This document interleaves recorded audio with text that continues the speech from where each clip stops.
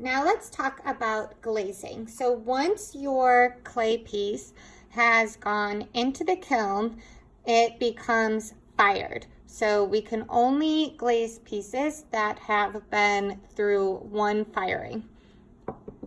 To glaze, we are going to take a paintbrush and we are going to pick out our color glaze. Now the interesting part about glaze is that the color that you begin with is not always the color that it is going to be after it goes through the glaze firing. So you can see this is a gray, almost the color of the clay, and it is going to come out this yellow, almost crust color. When glaze goes into the firing, the particles in it melt and it turns into a glass, turning the stoneware into a ceramic piece. To hold the paintbrush, you're going to hold it just like a paintbrush. You are going to dip your paintbrush into the glaze and then scrape it on the edge so that you have a thin layer. We don't want it dripping because as the clay melts, as the glaze melts, it turns into a liquid, and we don't want it to spill onto the kiln and then our piece gets stuck to the kiln. And then you are going to just very carefully paint as if you were painting a sculpture with acrylic paint.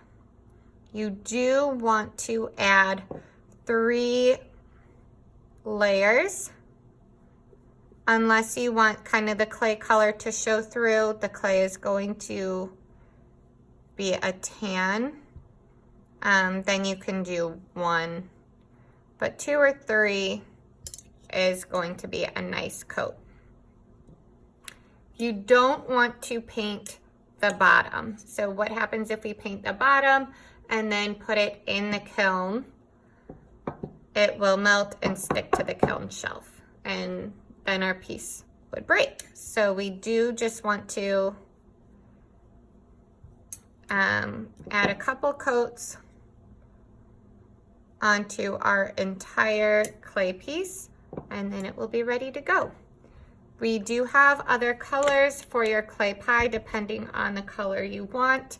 All crust can be this color, or if you have a different idea, feel free to do it a different color as well.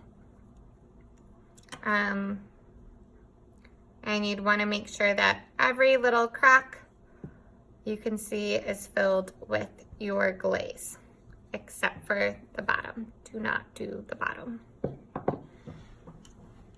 To wash your paintbrush to change the color, you would do this on the table, but just to show you, you are going to push the paintbrush so it scrapes along the bottom. And then you see the glaze is off, and you can go ahead and dip it into another color.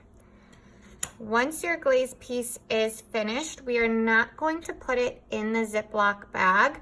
We are going to leave it out to dry, and then we can take them to the next firing. And then your piece will all be done. When you receive it back, you can upload it onto Artsonia with your title and artist statement.